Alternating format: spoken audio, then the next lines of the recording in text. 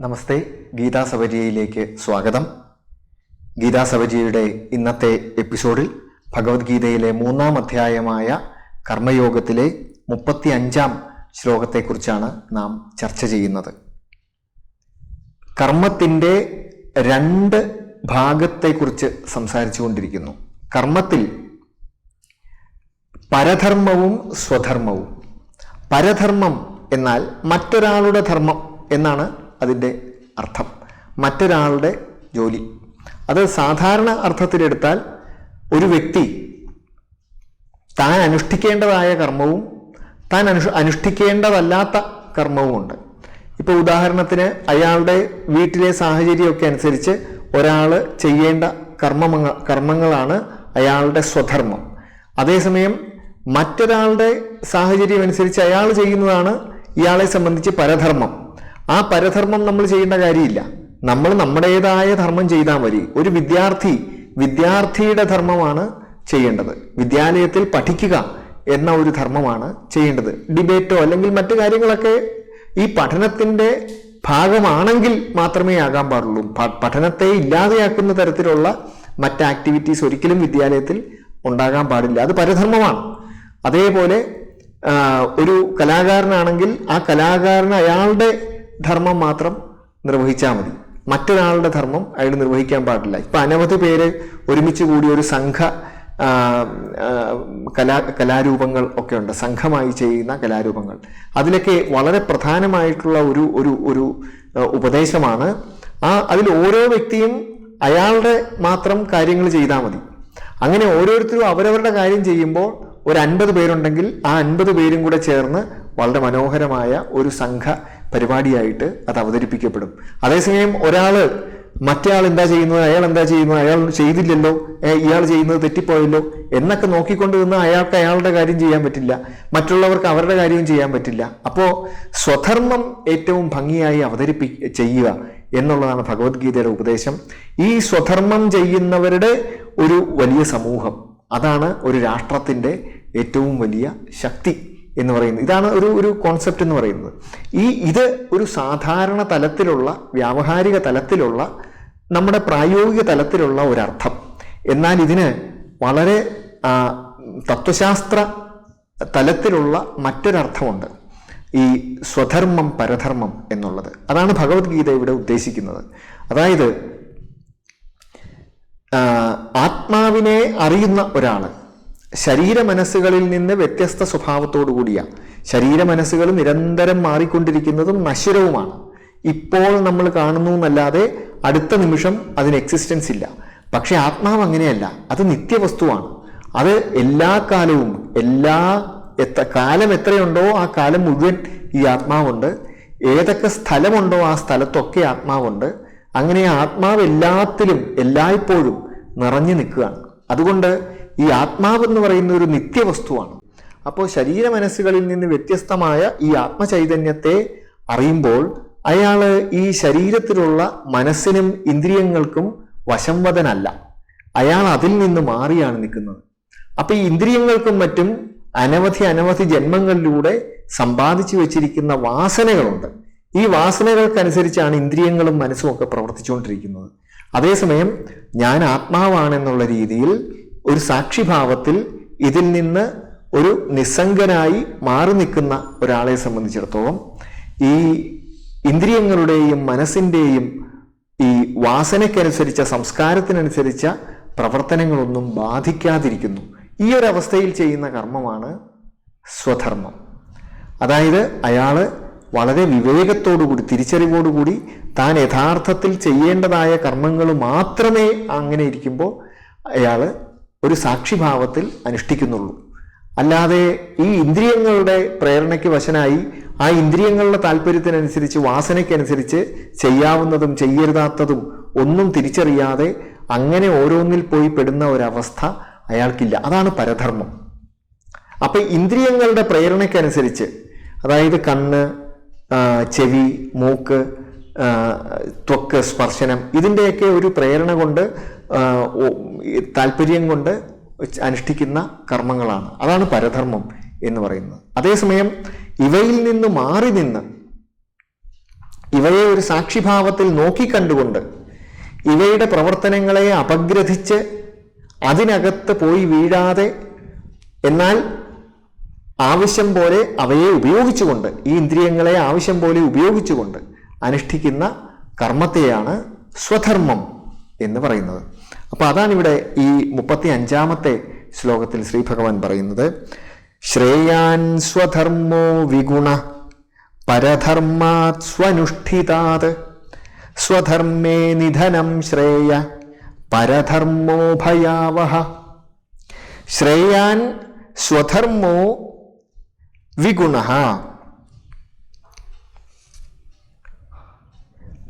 സ്വധർമ്മം ശ്രേയസ്സാകുന്നു, ശ്രേയസ്കരമാകുന്നു.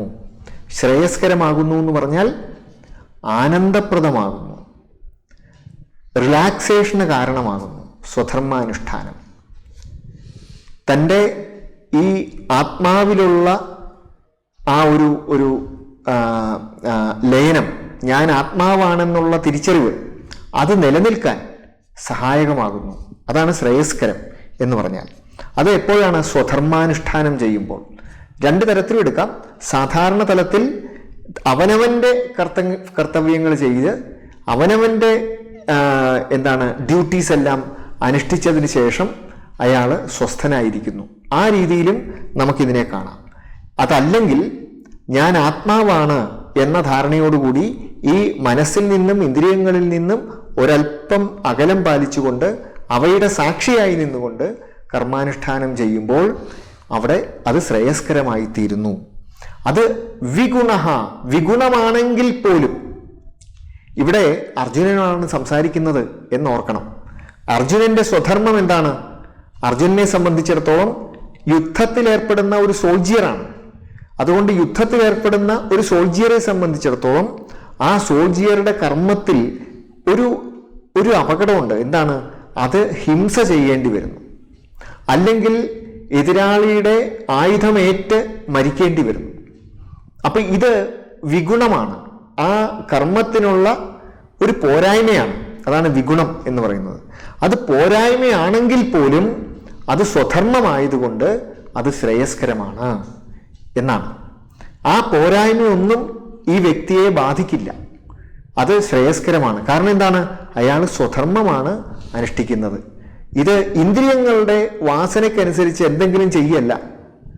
ഇന്ദ്രിയങ്ങളുടെ സാക്ഷിയായി നിന്നുകൊണ്ട് ആ ഇന്ദ്രിയങ്ങളെ കൊണ്ട് വിവേകപൂർവം പ്രവർത്തിപ്പിക്കുകയാണ് ചെയ്യുന്നത്.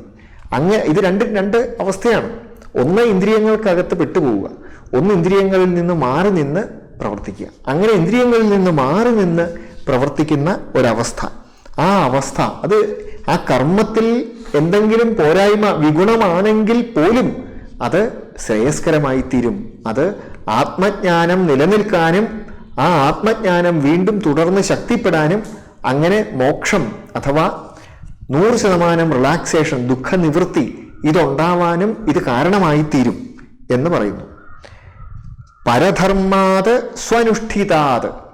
പരധർമ്മത്തെ ഒരാൾ അനുഷ്ഠിക്കാൻ ശ്രമിക്കുന്നതിനേക്കാൾ, ഇവിടെ പരധർമ്മം എന്ന് ഉദ്ദേശിക്കുന്നത് സാധാരണ തലത്തിൽ പറഞ്ഞാൽ മറ്റൊരാളുടെ കർമ്മം, മറ്റൊരാൾ ചെയ്യേണ്ടതായിട്ടുള്ള കാര്യം ഞാൻ ചെയ്യേണ്ട കാര്യമില്ല. ഒരു ഗായകനും വാദകനും ഒരു വാദ്യോപകരണം വായിക്കുന്ന ഒരാളും ഉണ്ടെങ്കിൽ ഈ വാദകന്റെ ജോലി ആ വാദകൻ ചെയ്തോളും, ഗായകന്റെ ജോലി ഈ ഗായകൻ ചെയ്യണം. ഈ രണ്ടുപേരും പരസ്പരം ചെയ്യാൻ തുടങ്ങിയാൽ രണ്ടും ശരിയാകാതെയാവും. അതാണ് ഇവിടെ പരധർമാത് സ്വനുഷ്ഠിതാത്. പരധർമ്മത്തെ നമ്മൾ അനുഷ്ഠിക്കുന്നതിനേക്കാൾ സ്വധർമ്മം ചെയ്താൽ നമുക്ക് ശ്രേയസ്കരമാകും. ഈ പരധർമ്മത്തിനുള്ള മറ്റൊരർത്ഥം എന്താണ്? ഈ ഇന്ദ്രിയങ്ങളുടെ പ്രകൃതിക്ക് അഥവാ അവയുടെ വാസനയ്ക്ക്, സംസ്കാരത്തിന് വശംവദരായിക്കൊണ്ട് അതിനനുസരിച്ച് അതിന് തോന്നിയ പോലെ ഇന്ദ്രിയങ്ങൾ നയിക്കുന്ന വഴിയിലൂടെ പോയി കർമ്മം ചെയ്യുന്നത് പരധർമ്മം. അങ്ങനെ ചെയ്താൽ നമുക്ക് നാശമേ ഉണ്ടാവുള്ളൂ.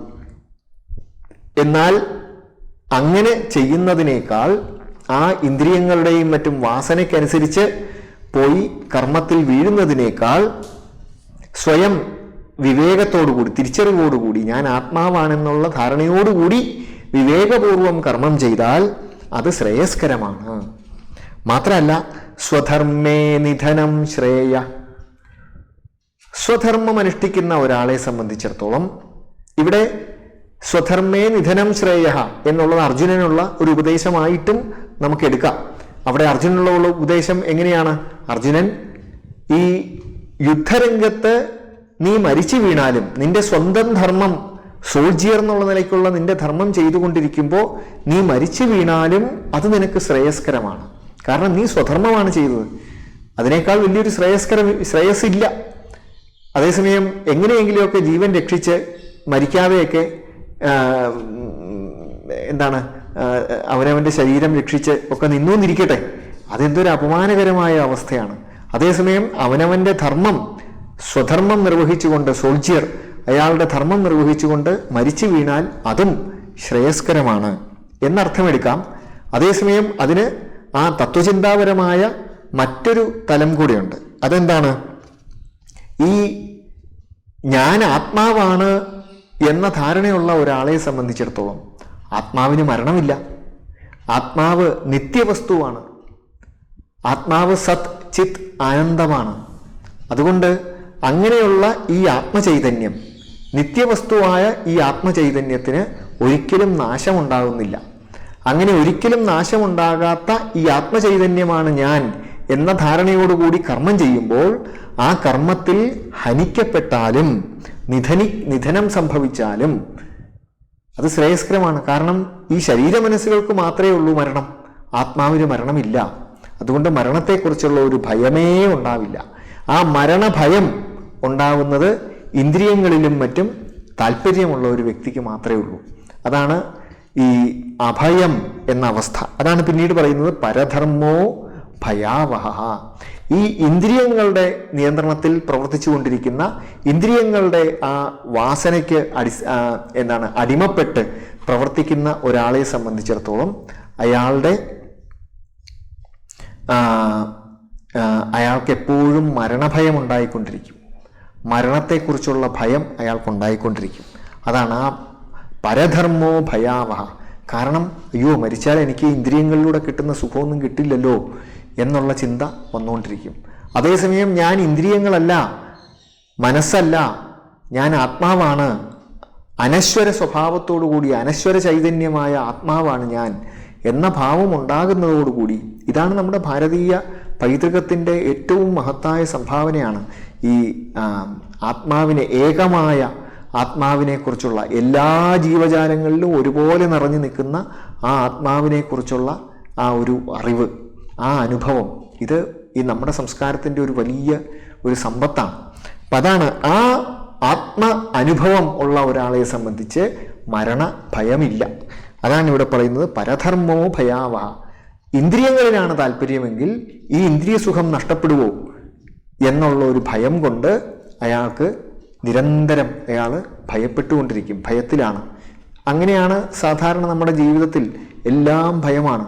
നമുക്ക് നല്ലൊരു ജോലി ഉണ്ടെങ്കിൽ ആ ജോലി നഷ്ടപ്പെടുമോ എന്ന് ഭയം, നല്ലൊരു ബാങ്ക് ബാലൻസ് ഉണ്ടെങ്കിൽ ആ ബാങ്ക് ബാലൻസ് നഷ്ടപ്പെടുമോ എന്നുള്ള ഭയം, അല്ലേ? ഇങ്ങനെ എല്ലാ കാര്യത്തിലും ഭയമാണ്. ഈ ഭയത്തിന് കാരണം അതൊരു തെറ്റല്ല, പക്ഷെ ആ ഭയത്തിന് കാരണം അതാണ് ജീവിതം എന്ന് നമ്മൾ ഐഡൻറ്റിഫൈ ചെയ്യുന്നത് കൊണ്ടാണ്. ആക്ച്വലി ഇത് ജീവിതത്തിൻ്റെ ഭാഗമായിട്ടുള്ള ബാഹ്യമായ കുറേ കാര്യങ്ങൾ മാത്രമാണ്. ഞാൻ യഥാർത്ഥത്തിൽ അനശ്വരനായ ആത്മാവാണ് എന്ന ഒരു സത്യം അനുഭവിക്കുന്ന ഒരാളെ സംബന്ധിച്ചിടത്തോളം ഈ മരണം അയാൾക്ക് ഒരു ഭയമല്ല. അതാണിവിടെ പരധർമ്മോ ഭയാവഹ. സ്വധർമ്മേ നിധനം ശ്രേയ. അയാൾക്ക് നിധനത്തെക്കുറിച്ച്, നിധനം എന്ന് പറഞ്ഞാൽ മരണം, നിധനത്തെക്കുറിച്ച് അയാൾക്ക് ഭയമില്ല, അത് ശ്രേയസ്സാണ്. അതേസമയം ഈ പരധർമ്മം ചെയ്യുന്ന ഒരാളെ സംബന്ധിച്ച് ഈ ഇന്ദ്രിയങ്ങളുടെ പിടിയിൽപ്പെട്ട ഒരാളെ സംബന്ധിച്ച് ഓരോ നിമിഷവും ഭയാവഹമാണ്. ഇത് കേൾക്കുമ്പോൾ അർജുനൻ ഒരു ചോദ്യം ചോദിക്കുകയാണ് ശ്രീ ഭഗവാനോട്. ആ ചോദ്യത്തിലേക്ക് നമുക്ക് അടുത്ത ഗീതാസബരിയയിൽ വരാം. ആ ഗീതാസബരിയയിലേക്ക് ക്ഷണിച്ചുകൊണ്ട് നിർത്തട്ടെ. നമസ്കാരം.